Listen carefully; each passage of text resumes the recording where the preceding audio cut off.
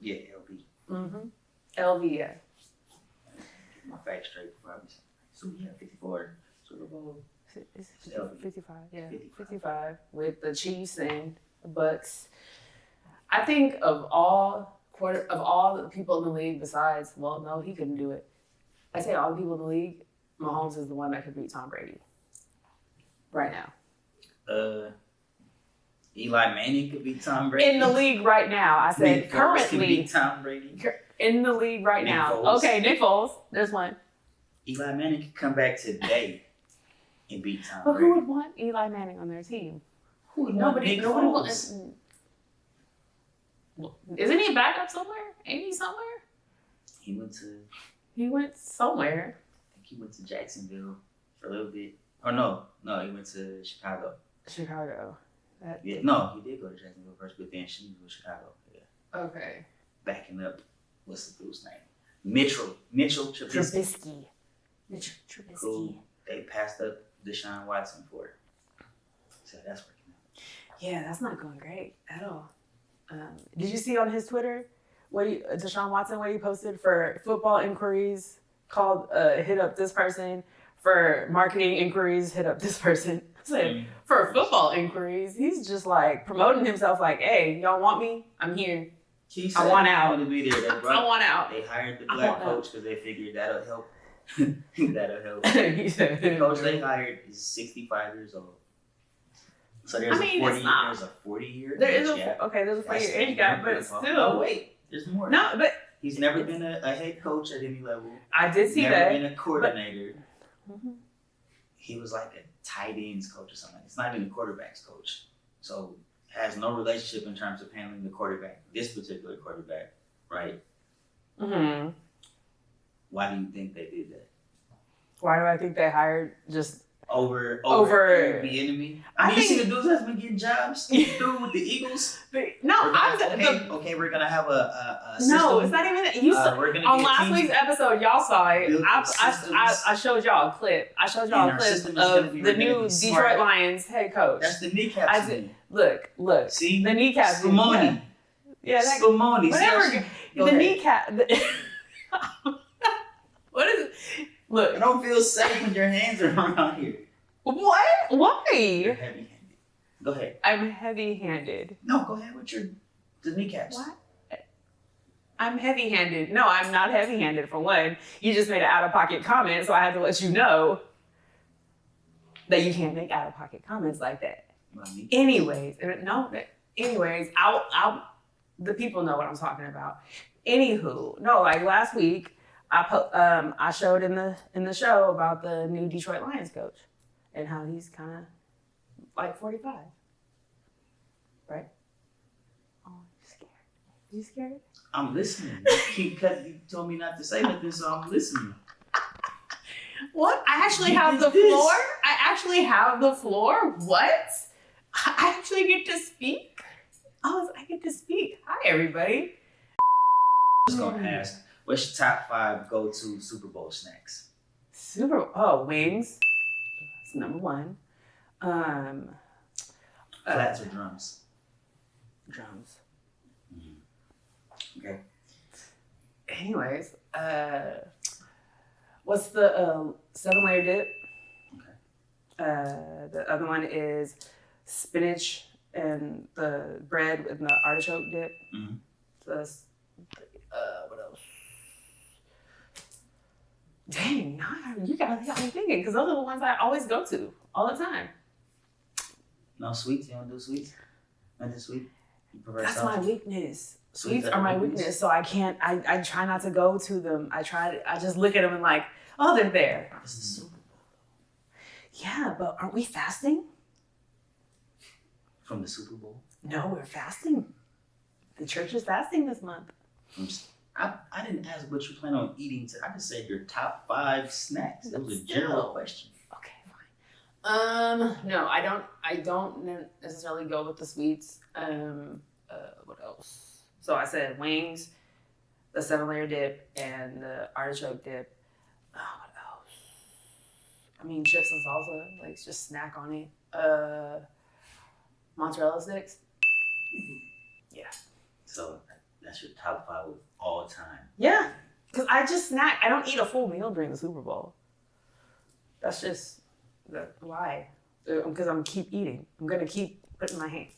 I mean, now it's COVID. You can't really put your hand in stuff multiple times, but You can't if you're eating by yourself, practicing social distancing with your own portion. But okay, what's more? What do you look for more? The Super Bowl commercials or the halftime show? It depends. Depends on who's performing. Who's performing at this year's Super Bowl halftime show? I want to say it's The Weeknd. Yeah, it's The Weeknd. So No, the halftime show or the commercials? I guess the commercials, but I'm usually not paying attention to the commercials. I'm like, okay, the commercials are on. I'll just watch them later on YouTube because half the time I can't hear them because everybody's talking. So I'll just watch them later on YouTube and watch the game because you don't need sound for the game. Why are you looking at me sideways like that? Well, no, this is a good perspective for me because I prefer to watch the game alone or a small group of people because I hate the conversations where they're like, oh, that guy should have caught some from people that have never played like that. What they call them Monday morning quarterbacks or that's different. That's a different perspective. Yeah, as a former player, you kind of have a different outlook on the game. So I actually like to hear the sound of what's going on. Commentators, what's happening on the field. But I prefer the commercials over the halftime show. The halftime show is when you go get more of your food and stuff together or go use the bathroom in case you ate too much food. Because it's a longer halftime. It is. It's a longer halftime than most games or all the other games, though. All right, so we got Chiefs, we got Bucks. Who you rocking with? Bucks. Not even, you have to think about it. No. I'm surprised I'm even saying this because I'm not a Tom Brady fan. I would normally say Patrick Mahomes because I like Patrick Mahomes, but I think that this is possibly the... What? Not touching. Go ahead. Is it because I'm a Raider fan that I actually like, and I shouldn't like Patrick Mahomes? Is that what you're gonna go for?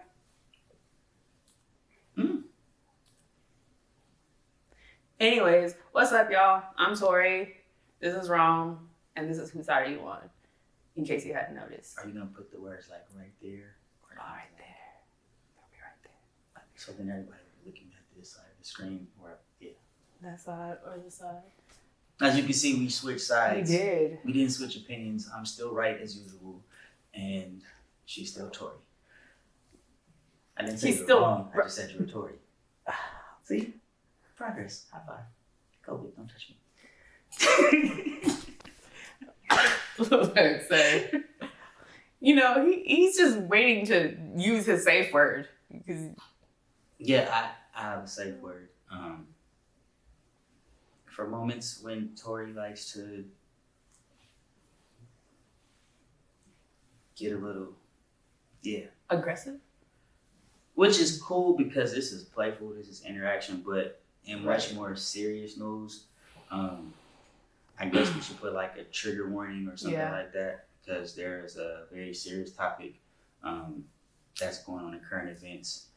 A lot of people, I'm sure by now, are aware of the former Seahawks player, Chad Wheeler, who was arrested for domestic violence. You want to give some, you got the...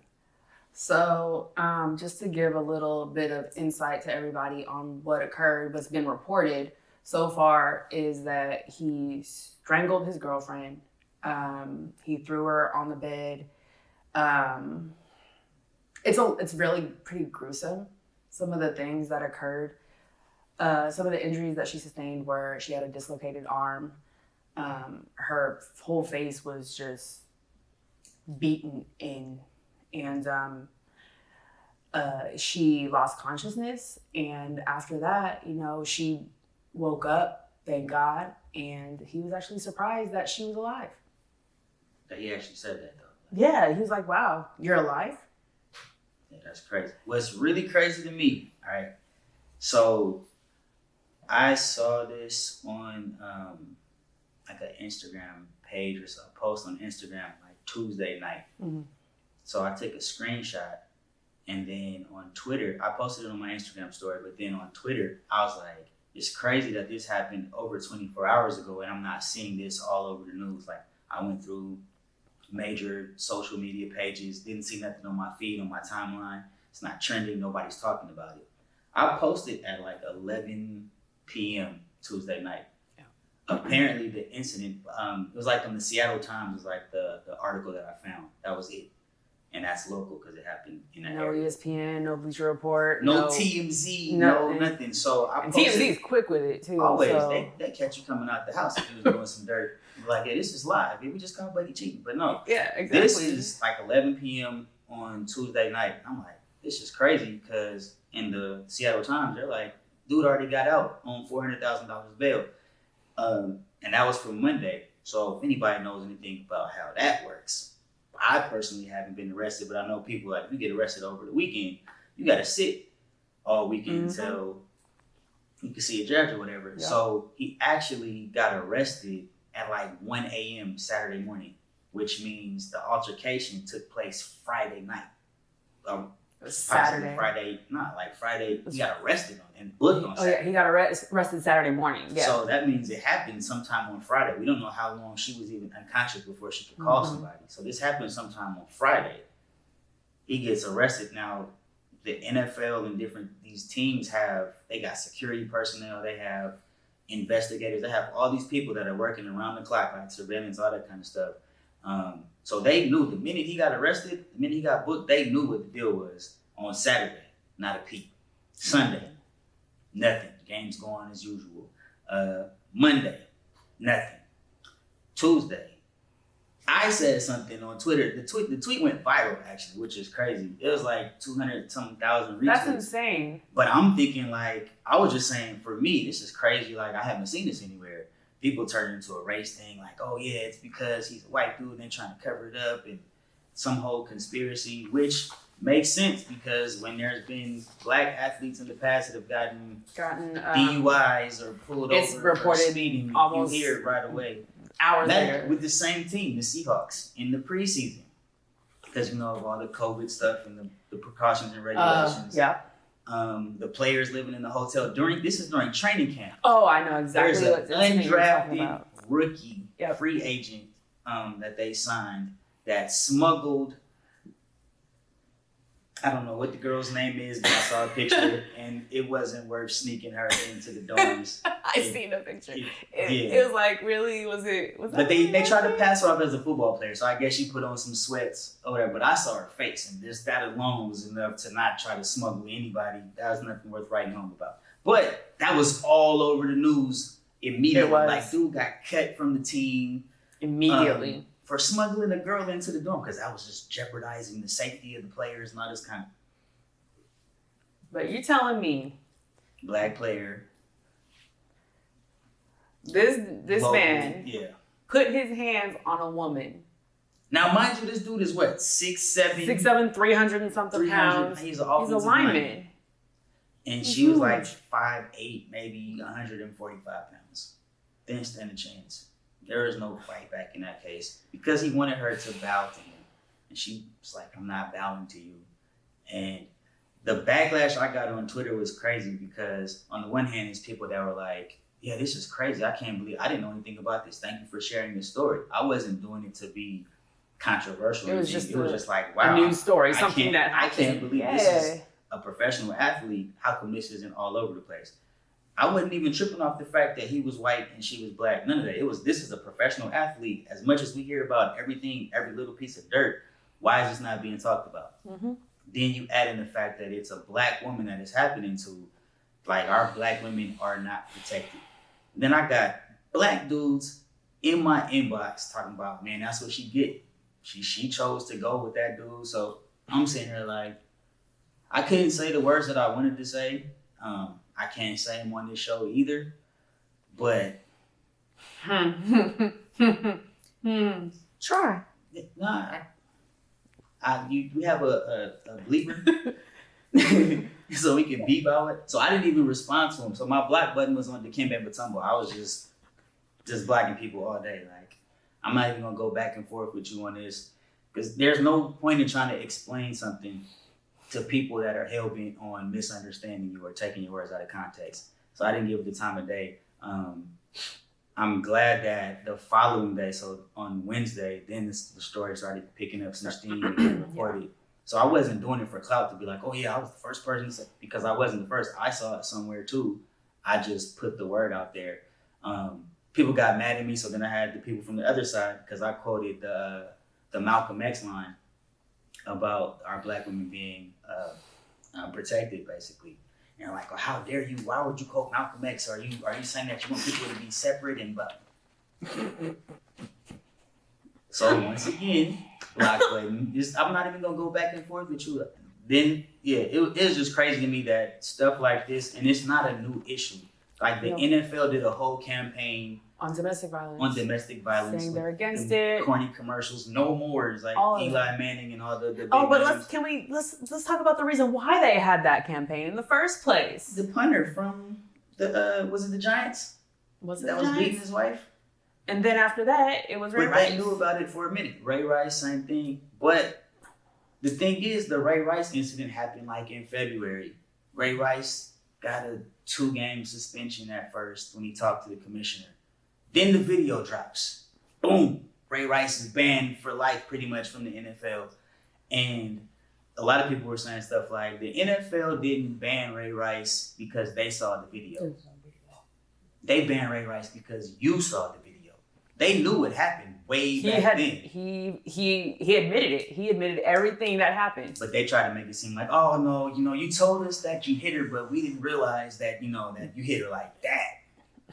So if you just hit her, it's okay. We'll give you 2 games. But it looks a lot worse on the video than you described. PR, so we don't want to lose money. Like, let's be real. That's what it was. It's always what it's always been about, because typically your typical football fan is a male that drinks beer, because that's what the market is. They have beer commercials that go on during these games. They sell beer at the games, right? But they're like, well, how can we get the female population to buy in? So they started doing breast cancer awareness. What do they do with the breast cancer awareness? They sell product. Pink jerseys, everybody wears pink jerseys, the pink gloves, t-shirts, and then they auction that stuff off that the players wear. Yep. And you got all the little kids that their favorite players are wearing pink in October, so they want to wear pink. All this apparel. Right.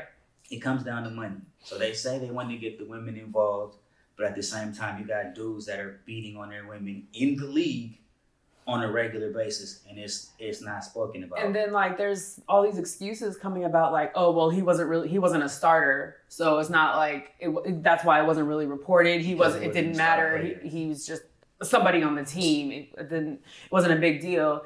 And then what really got me was the Seahawks' response to it. There's their little statement. It wasn't even condemning domestic violence. It wasn't condemning the action that he committed. They're like, we're investigating it, but we do not condone domestic violence. If you are experiencing domestic violence, please call this hotline. And it's like, that's it. They're just trying to play it safe. I mean, they cut him right away. They did. They had no choice. But that's the statement you give. Like, you don't say, like with the Baltimore Ravens, when it came to Ray Rice, they had a whole long statement when it came to that incident. But there's pictures of this woman. Her eyes are shut. Like, she's bloodied, and that's all you say. Well, when I posted it on Twitter, it was like I was so hot at the time, I didn't even put like the not safe for work or the trigger warning disclaimer, which people did, and I thank them for that, because there are people that have experienced this kind of stuff. They see that, and it's definitely a trigger. It takes you back to a place that nobody should be in at all. But I'm just like thinking historically, even with the NFL, like if you go back to, I want to say like 2012 with the Kansas City Chiefs, there was a linebacker named like Jovan Belcher, I believe was his name. And this was like December 2012. He got into it with his I don't know if it was his fiance, girlfriend. They just had a newborn baby. So his mom had moved in with them in Missouri to help take care of the baby. It was a sad. So sad situation. Basically, his girl goes to a Trey Songz concert, comes home like late at night, early in the morning, whatever the case is. Like, she was out with her friends having fun. He gets into it with her. She leaves again, and he goes out again and goes somewhere. Then they, I guess, meet back up at the house around 6 that following morning, having an argument.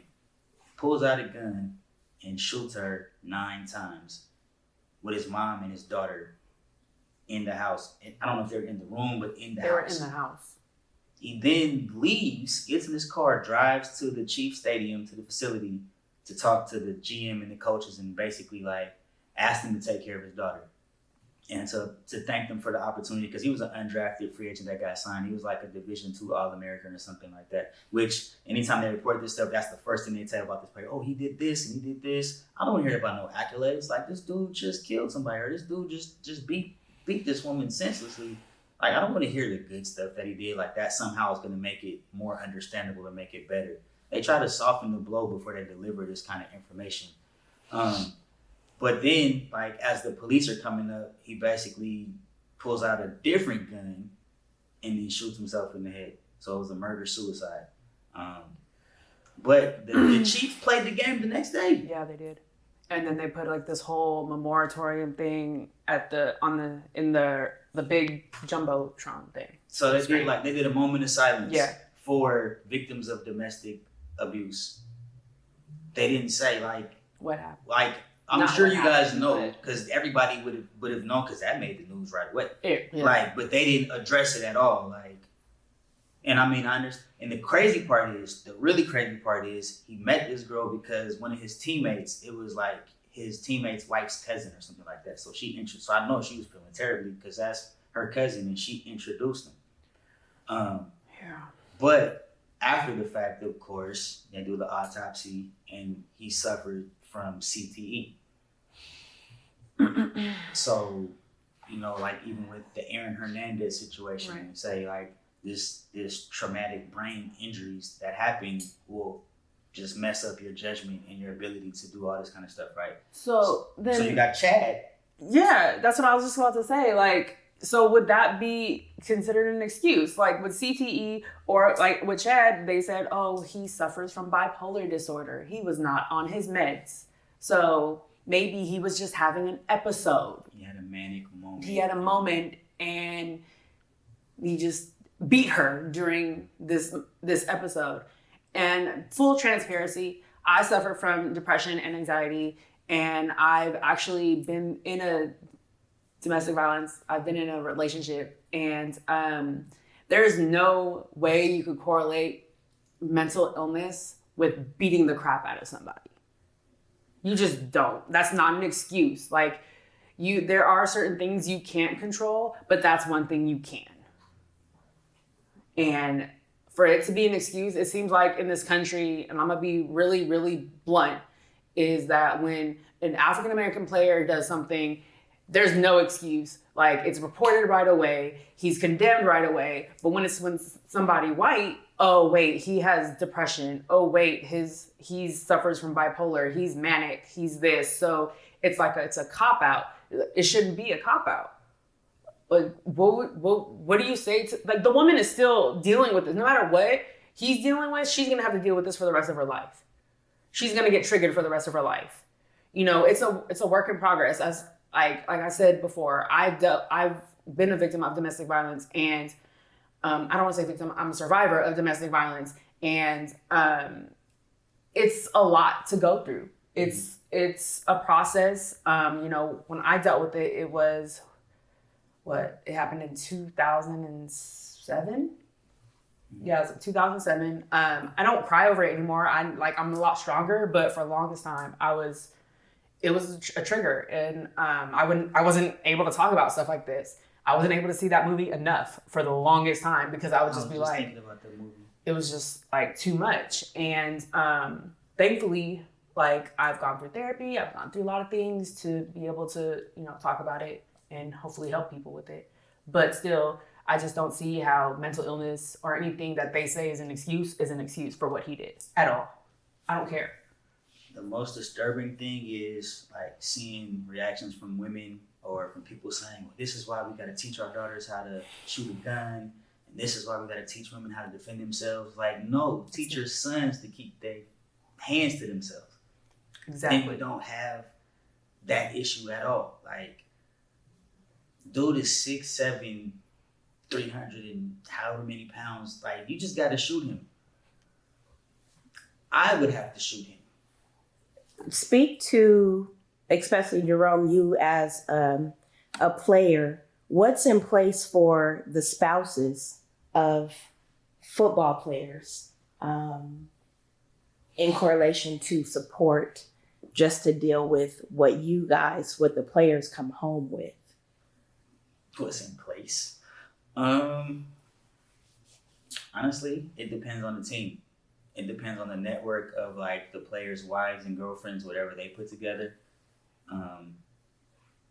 And depending on the status of the player, that kind of determines the status that his wife has in that hierarchy.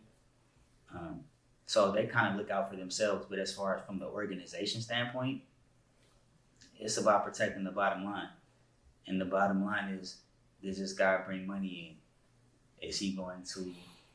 Is this information going to affect the team, or is it something we can sweep under the rug?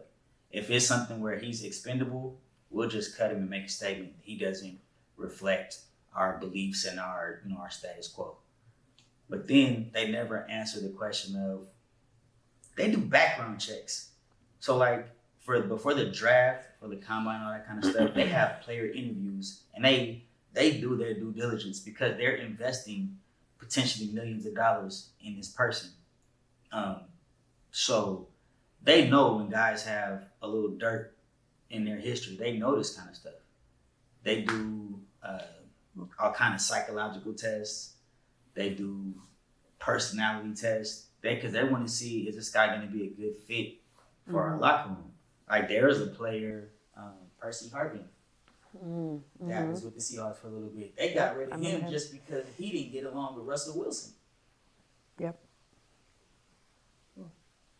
Percy Harvin, ironically enough, was on the same college football team as Tim Tebow, Aaron Hernandez, Florida. Was it Janoris Jenkins, I think, that was there. What's the other guy? Riley Cooper, the white dude that played receiver for the Eagles that was like, I'll fight every in here. Yeah, that dude. They were all on the same team. That year, Cam Newton, they had like 41 players get arrested off of that team, but you didn't hear nothing about it. Because who was the leader of the team? The coach, Urban Meyer, that just got hired for Jacksonville Jaguars. Can cover up. And Tim Tebow was the face of that team. John 3:16 right on the eye. Then the prayer and everything looks, in the end zone. You see that? We don't see all this stuff over here. Everything is about sleight of hand. Urban Meyer, when he was at Ohio State, right? You hear all this controversial stuff. The controversy with Ohio State. Was it like the selling the autographed jerseys? The autographed jerseys, which to me was stupid, but the parties. There was coaches that had issues with domestic violence on their staffs with Urban Meyer, right? And then anytime it starts getting really, really hot, oh, you know what? My chronic illness is my health I need to sit out for a season or two and step down real quick. I'm gonna step down and let somebody else take over for a little bit. Now all of a sudden he's fine. He got a job in the NFL, and that's definitely a lot of work too. It's not like it's just lesser work, or it's probably even more so.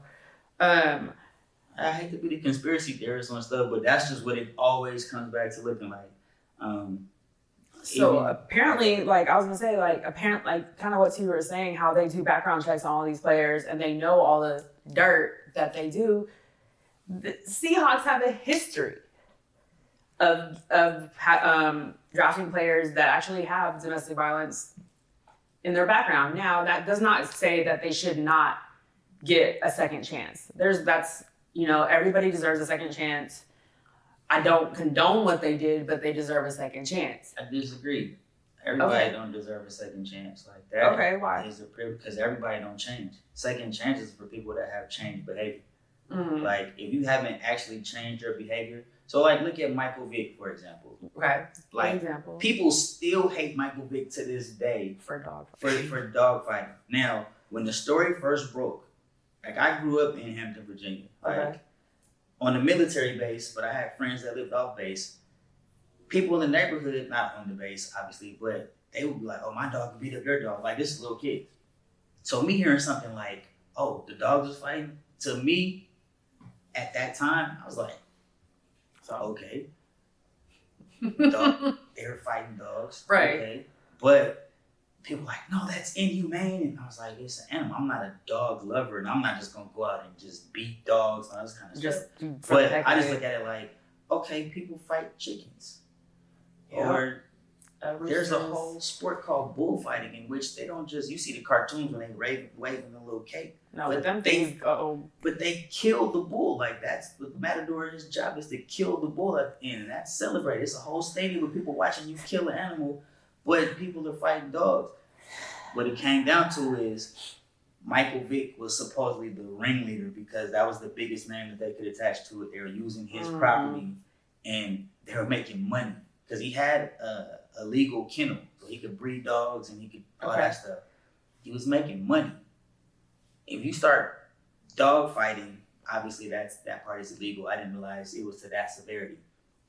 But they weren't, when they prosecuted him, it wasn't about the dog fighting. It was about the gambling and all that stuff. Having money involved. Racketeering and all that. That's what it was really about. That's why they did fed time. But that's not what everybody else sees. Of course not. But Michael Vick went through program because he was like, "Man, you know, I love dogs." Like, he had always been a dog lover. That was just the dark side of what the money and the power could do and the position that he was in. Yeah, I mean, I'm probably people around him didn't help either. Not at all. But the thing is, he did his time. Like, he did time, and then he went into programs and he worked with, you know, animal rights and all that kind of stuff. Like, religiously worked with people. He's just doing that to he didn't know that he was going to get another contract after that. This is something like, "I'm truly sorry, I realized the path I was on ain't right." Then he got a second chance. Right. But just to say that, "Oh, you just deserve a second chance" because you read a statement that your publicist wrote. Okay, now I understand that point. Yeah. I understand that side of it where you're just, you know, you're these just dudes saying, get second chances off, like, "Oh yeah, you know, my bad." Like Greg Hardy from the Cowboys. I think he was with the he wasn't with the Cowboys. He was now that dude, how many times did he it's like 3 or 4 times he got caught for that Greg stuff. got issues, but like he was like doing some, I think he had like one time put a bunch of guns on the bed and then threw the chick on the guns. Like, that's a death threat if you ask me. He got a job with the Cowboys after that. Jerry Jones was like, "Oh yeah, that's the kind of guy we need for our team." What? Then, when he was finished playing football, he got a job as an MMA fighter. So he could just take out all that aggression on, at least on men this time. And it's in a cage and we're watching. And people are paying to see this. Yeah. So let's make money off of your anger issues. What are we saying? No, not at all. I understand that point where not everybody deserves a second chance in that aspect. But there are people that do deserve second chances and they are actually really sorry for the things that they've done. For instance, I know this is going to be, it's not sports involved, but Chris Brown. Mm-hmm. You know, everybody knows the highly publicized incident with him and Rihanna. And he went through a lot of, counseling. So then that's the path they gotta take. Therapy. Yep. Get to the root of whatever is making these guys feel like they can't control their emotions or process their words and their thoughts, and they feel that the actions that they take are the path that they gotta. Yeah, we gotta get that. Therapy gotta stop being so taboo. That should be everybody should be a requirement, basically. Like, honestly, everybody needs therapy. Like, I know people hate when athletes make this comparison of like comparing playing a sport that you get paid to do or that's fun to war, because it's nowhere near the same thing. But the type of trauma that you experience, or even the mind state that you have to be in to prepare yourself to physically go in and run into somebody for 3 hours at full speed, and what it does to your body, what it does to your brain, the after effects. Mm-hmm. Like, it takes a certain level of craziness to even do it in the first place. I watch some videos sometimes, and I'm not a big dude. And the stuff that I was doing, I was like, yeah, no, that's crazy. Like, I think about even childhood stuff. Then like, oh yeah, we used to jump on top of roofs and run across the roofs and jump to the next house, or climb trees and jump down and jump in the windows. Or remember the green generators? In the backyard, the little meeting spot. Yes, yes, that was the home base for tag and stuff. Yes. We'd just run up and flip off of those and do all kind of stuff. Like, how many times my mom threatened that she wasn't going to take me to the emergency room if I broke something? You break your neck, I'm not taking you to the emergency room. I'm going to just make a cast myself. You can't cast a neck. No, you can't. But I was fearless and crazy to do that stuff. And so thinking about it now, I wouldn't just run and do a backflip. Right. Like, So there's a certain level of psychological issues that go on that former players, current players need therapy to learn how to process that stuff. Basically, I think that not only like therapy, but having a relationship with God is gonna be, I don't want to say, well, yes, it's crucial, because once you really study the word, and you're around the right people that do have a relationship with God and do have a spiritual background, have the right resources, what's the right word? I can't think of the word right now, but I want to say it's imperative that every athlete has that at their disposal, right? I agree. Jesus and therapy. Yeah. And I know we joked last time that we need Jesus, but everybody does. And everybody needs him in their lives because he's your counselor. He's there for you when nobody else is. And when going through some of the most difficult things in your life, he won't judge you. And I think that's very important to have. So can we also put the hotline number, the 800 number? Yes, definitely. There will be a hotline number on the bottom of the screen for anybody who's been a victim of domestic violence and just needs somebody to talk to. There are resources out there for you. There are there are support groups of other women who have dealt with this. And as a survivor myself, let me tell you, you could get through it. It's a long process, but it's something you can get through.